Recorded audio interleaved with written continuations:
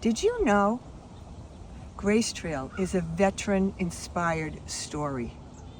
It all started when my son was in Afghanistan in 2012, and I was struggling as a mom to cope with the images and the experience that I knew he was experiencing. At that time, I read an article about the Appalachian Mountain Trail, and the question was asked, who's walking the trail? And the answer was, it's a whole lot of veterans walking off their war. Whew, I was like, really? Where do I go to walk off my war? I can't get to the Appalachian Mountain Trail, and I can't get to the California Pacific Trail. So that's when I decided to make this trail right here in Plymouth, Mass. Now, when I say, where do I go to walk off my war? I don't mean to compare that to the war that our military experience.